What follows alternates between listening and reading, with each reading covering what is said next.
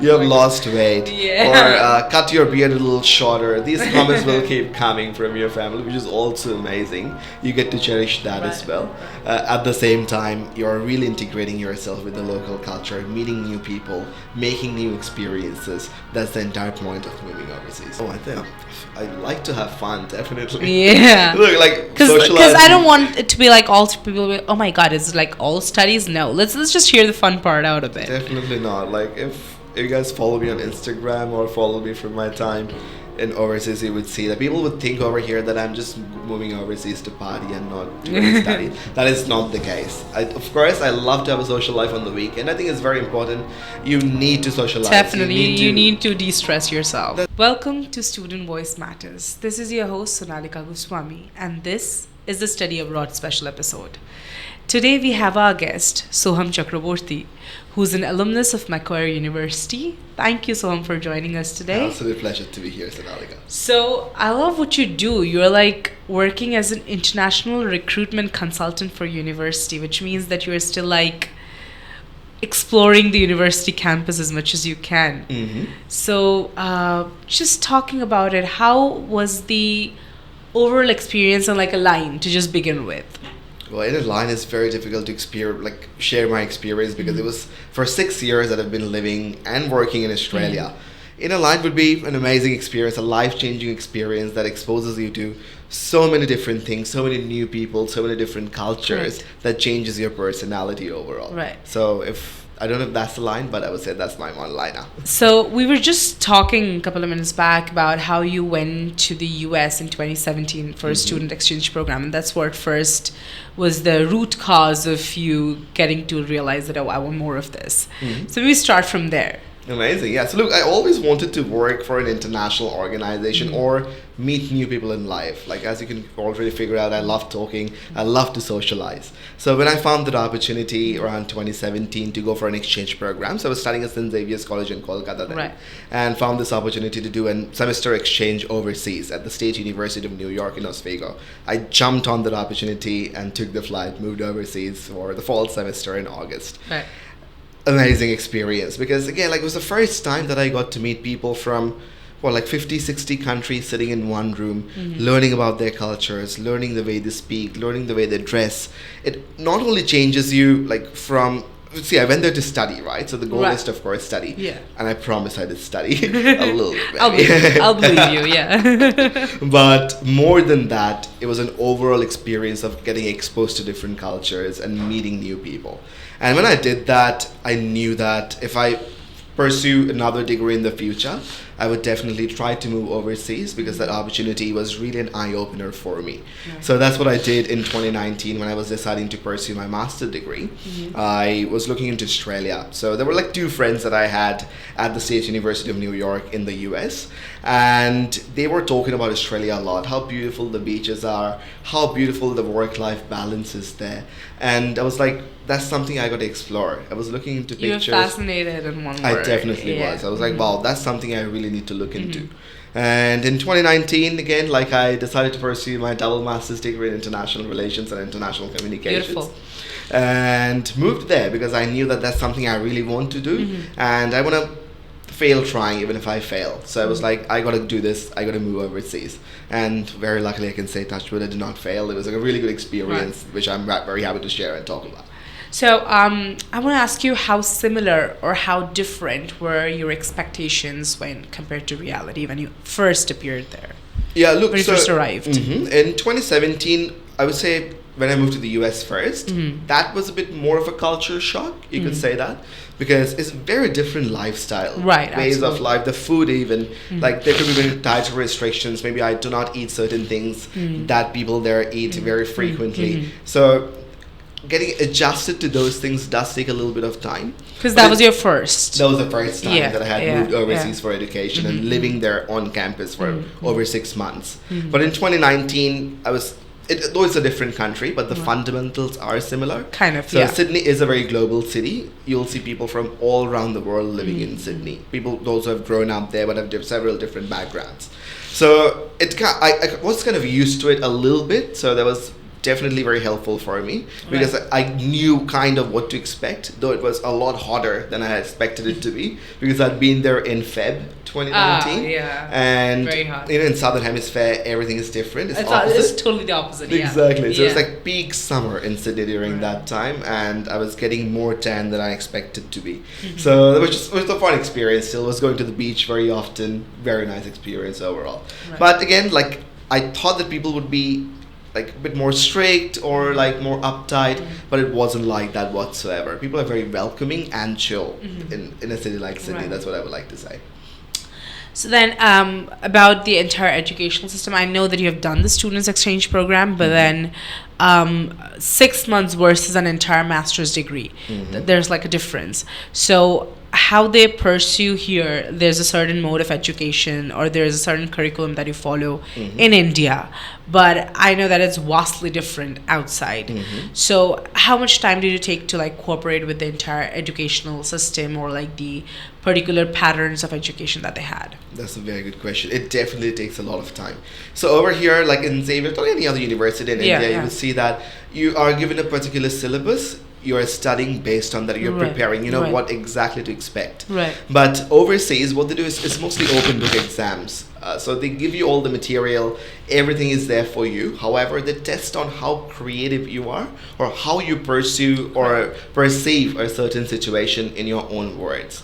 So that helps you or gives you that creative exposure to be able to tell everything you want to in your own words. Of course, you're going to be referring to different theories, etc. But it's more about how you analyze a particular situation. So these things, of course, take a lot of time. But I've been very lucky that I studied at Macquarie University, and it's like a top 1% university globally. So which is like it's not just about studying within the classroom, but also the support that you get outside of it. So there is a dedicated student service at the university for international students specifically, so that if you are not used to the Australian education system, they would support you for the first 6 months. It could be telling you how to reference, how to do the referencing for a particular paper that you're writing. Exactly. Even services like supporting on how to build a CV, because in Australia the resume or CVs are very different to what we have over here. Well, what is it like?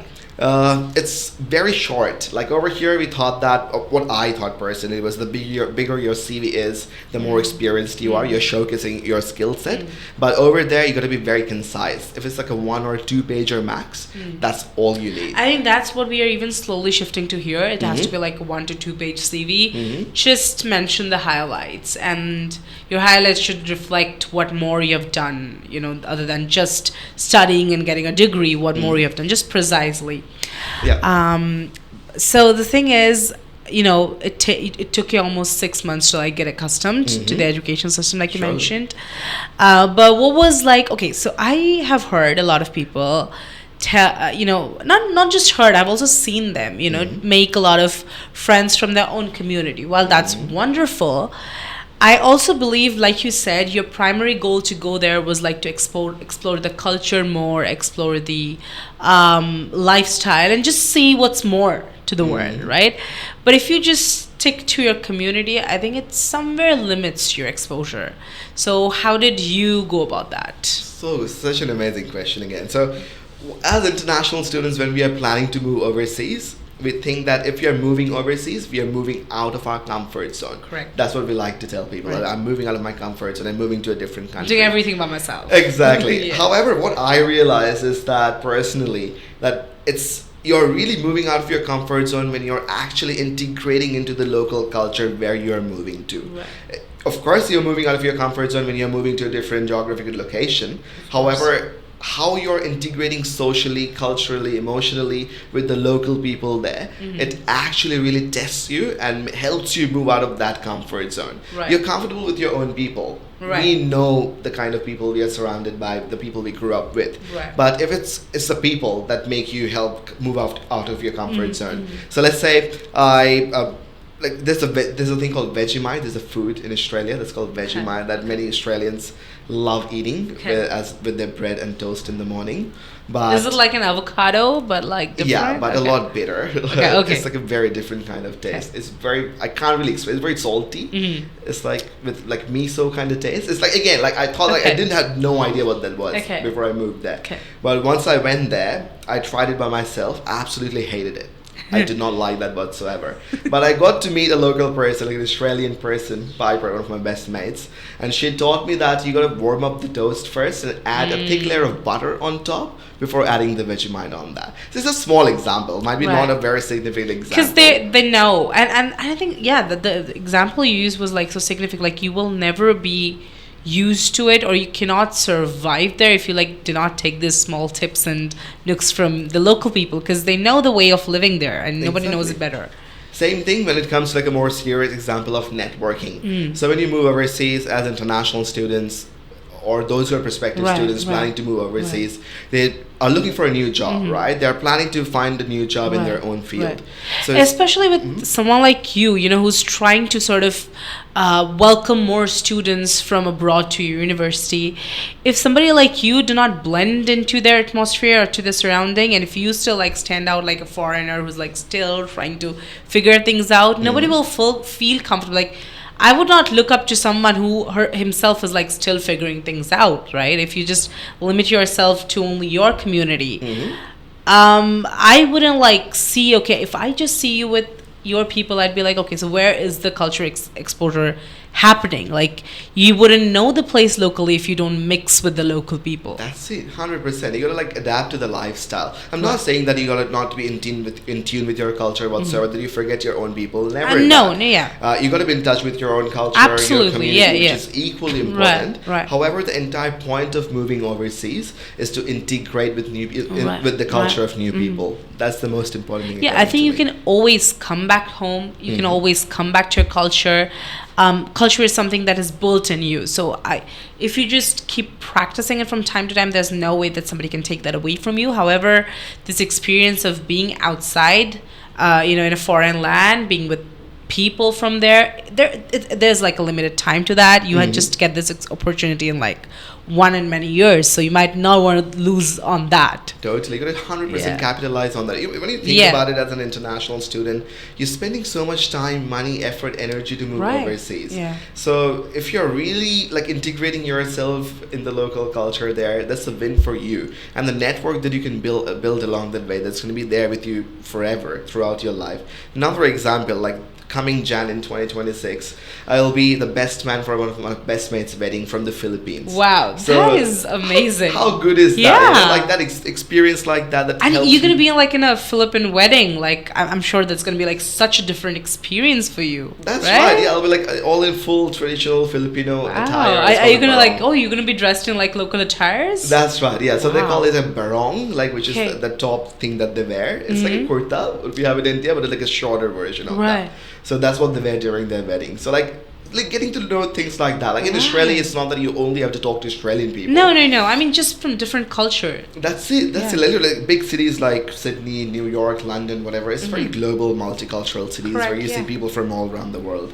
So like again, like these examples, like these people that you get to meet along the way. If I go to Europe, let's say in a week's time, I would know exactly what places to go to because my local mates there will be able to guide me in the right way. So like having these networks, getting to know these people, that really changes you. Like of course I have a good network in India as well, which I'm very lucky for. However, to be able to have that global exposure, that experience that really helps you integrate, become a global citizen, I think is super important in today's day and age. That is such a brilliant advice. I'm sure a lot of people can make use of that.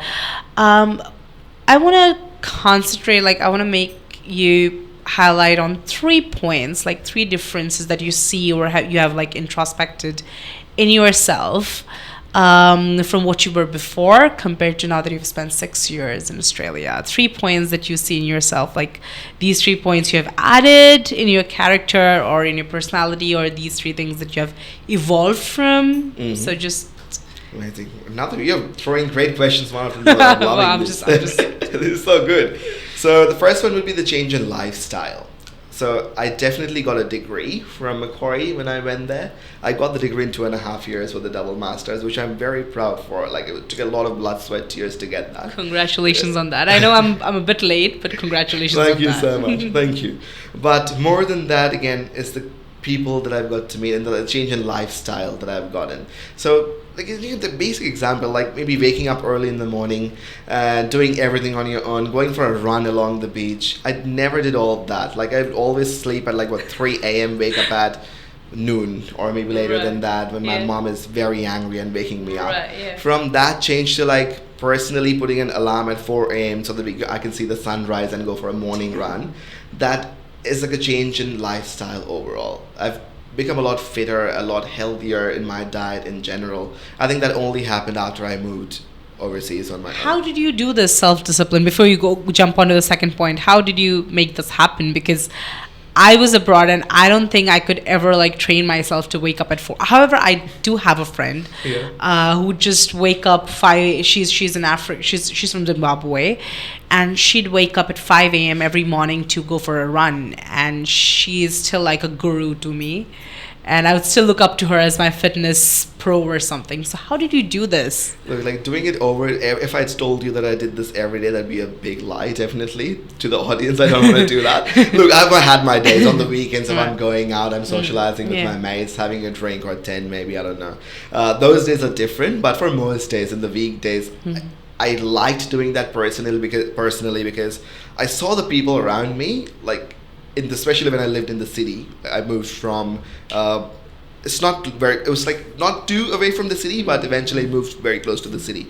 And in the city, the people's lifestyle, they're super healthy, and you will see them running, all having 6 packs and just in a great shape. I'm like, damn, I want to live that lifestyle myself. I want to learn something from that as well. I reckon that could be a motivational point that kind of was damn, I got to get in good shape. That kind of something sparked, seeing people around you that are working really hard and they're looking after themselves. That really motivates you to be someone like that as well eventually. I think that could be one of the motivating points. And I had a really good mate of mine who was a fitness freak as well, and we would motivate each other. Definitely. Wow. That definitely helps, having somebody by your side having the same goals. Exactly. They kind of push you. If you're seeing them get up early, having a healthier lifestyle, eating boiled chicken for breakfast, lunch, dinner. I did not do that, but I could be closer to that maybe. So that was the first point, I would say, entire change in lifestyle. But I think with my first point, I covered so many other things as well. But yeah, so that was the first thing. Second thing would be, again, the networks that you get to make. Networking is extremely important for people like us. I had no family, relatives, no friends when I moved to Australia in Sydney. So for that, during that time, to be able to build that all on your own really takes you getting out of your comfort zone. Right. Because you're seeing people, again, it's very easy for me to talk about these experiences now because I've lived them on a day-to-day basis. But when I had just moved there, though I was very social, but there is a little bit of hesitation when you think about it. It's not that easy to just approach someone and spark a conversation just like that. But still, to be able to do so, to be able to build that network is extremely important. Right. So networking is a massive thing that you gotta do. I think in general, not even when you're abroad, even when you're just here, network, go out, talk to people. You never know what connection helps when. I think networking is such an important part of today's living, anybody should have a good network. They should go out and they should make connections. If you have to do a business, or if you're in any work profile, networking is so important, right? 100%, totally. Any job that you're looking for, any place that you're planning to move to, if you have the right people, the right people, that goes a long way. Right. And finally would be, I think, embracing the culture, definitely, but also be open to different things that are happening around you. Yeah. And not looking into certain things in a lower way or a higher way. For example, let's say when I had just moved there, I didn't have any networks and I was in desperate need for a job. The very first job that I had in Australia, in Sydney, was at a Japanese restaurant, though I didn't know anything about cooking Japanese food, right? How did you adapt yourself to that? So I when I moved to Australia on the 15th of Feb, and from the 17th, I started walking with my CV to Macquarie Centre, which is like a shopping centre close to the university, and I was like handing out my CVs to like all the places, all the restaurants, because it's very easy to find a job at a restaurant when you're an international student. You can work like 20 hours. We could work 20 hours a week during that time. So no one was going to hire us like in good places. When you just move it's in, part-time, again, you don't have the network, but that's why I was like looking for jobs at restaurants, and Cassia, who hired me at Moto, that's the name of the Japanese restaurant, gave me an opportunity and said that it's going to be difficult because you have to do everything. And to be honest with you, I never really had to work very hard in life. I've been very lucky in that way. You're brought up in a certain way, and I think most Indian kids, they are very pampered. Exactly, it just has to focus on our education. Food was served on table. We didn't really have to worry about that. But over at that job, I really had to work very hard to put in good terms. Like to do literally so many different shifts in different parts of the day. Could be an opening shift, which is easier. And to like run around a lot, like because in restaurant you can't just stand or sit in one place. Exactly, you have to serve the customers, you have to do the billing, you have to do everything on your own with the other people as well who are working simultaneously with you. However, like I think that is a very big learning curve as well that helps you be more humble.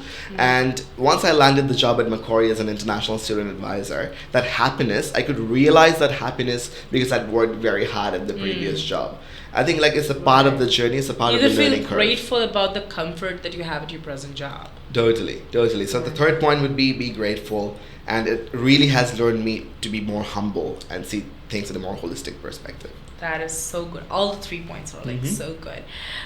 There is this certain feeling that I'd like to share with you that happened towards the end of first semester. So when I first joined the college for my master's in the US, there was this thing like in a particular class, that was my first class ever in the US, and my professor was handing us out assignments. So she just wanted us out in the field because I was a journalism student. So she just wanted me out in the field, like everybody out in the field since day one. So she handed us out these assignments and she was like, you have to find a story. And for someone who's very new in Massachusetts, who, I mean, I have been to the US as a tourist before, but never as like a student. I've never lived there. So I did not know the political scenario at a local place. I did not know what was going on, what were the people's main concerns, and there were like other students who were like throwing points like, oh, maybe this, we can talk about this, you know, that structure is like this, and the professor was like appreciating, whereas I was like, I don't know anything, I'm like blank, like I will never be able to submit a story within the deadline. But cut to, I mean I did of course, and I survived, and cut to that, I remember the day I submitted my final assignment, which was like 3 or 4 months later from the start date. And I remember submitting the final assignment for my first semester, which means the end of that class. And I was like, yeah, I like survived this entire semester. I was able to, you know, from not knowing what to do, I kind of did complete like 8 to 9 assignments. So that was a feeling that I think I remember calling my mom, and it was like really early here in India, and I was like, I just walked out of the class submitting my final assignment when I thought that I wouldn't be able to complete the first assignment in the first place. So that's a feeling I think was really special to me. It was like a sign of survival within. I know it's a very small thing, but like you should be like these little things is very hard to explain sometimes, but the sense of pride that you feel, knowing that it was very difficult in the beginning, right? Knowing, being clueless, I did not know, like, of course had seniors, but then because again very new in the place, so I could approach the seniors for like lifestyle and all, but I would ask them and they just tell me the same thing, that, you know, you gotta figure it out. That wasn't for me. I was like, well, you figured it out. What if I don't? But if somebody asked me now, I would be telling them the same thing, that you're gonna figure it out, because I eventually did. That's it. So just share any of such feeling if you have had on your side. It could be anything. I would say like these experiences that international students go through that might sound very personal because you had like specific example to journalism or related to a degree that you studied. It could be similar for me as well when it came to like a communications degree or communications related class or international relations related class. Because over here, like how they exam things, or like all the structure, how it worked is that, as I said before, that you study a particular thing, you know what exactly is going to come, and you prepare along that way. Right. There could be a few questions that would come, few wouldn't, but you know what kind of questions might come. And you're just sitting in the classroom, you've memorized everything, and you're just like dumping it on the paper, and you know that that might work out. But overseas is very different, You have right? to go out there, find your assignment. That's it. Like Yeah. to be able to have those presentation skills, to be able to really put yourself out there, Correct. is. I again, as I said before, I'm very social. I know how to talk to people, hopefully. Right, that But- always helps, yeah. Yeah, that definitely helps. But still, like having that like nervousness for the first time you're getting up. There are so many people. Everyone is staring at you, having that nervousness. It is intimidating, right? But again, like you get used to it eventually. No matter how hard it is, if you have a purpose, if you're persistent, you can get it done.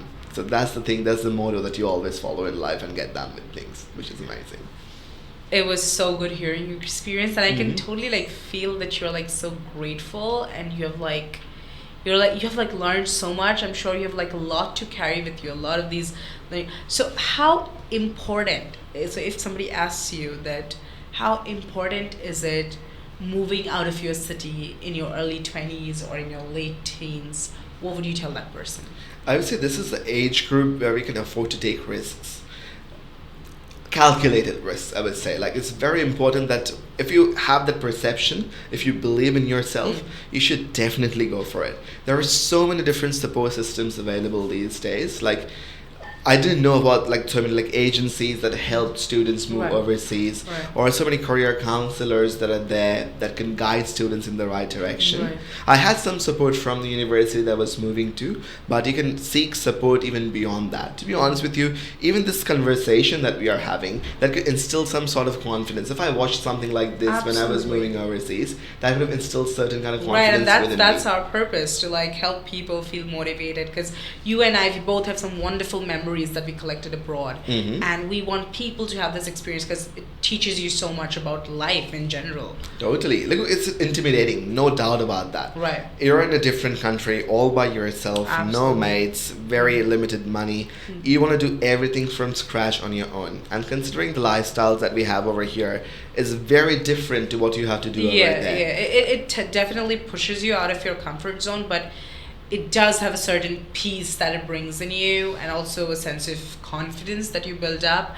I've seen a lot of introvert kids who go abroad and are like pro at managing their life, pro at doing everything by themselves, and they're doing it pretty fine. So I think it's not just, you don't have to be like super social, or like you don't have to be a cheerleader to just, you know, go out there and, but all you need to do is believe in yourself, I That's think, it. and dare to go. I would say moving overseas really teaches you life. Right, absolutely. So Right. it's an overall experience. Again, you're going to the classroom, you're getting your degree, which is amazing. That's the main purpose, and that should be the main priority.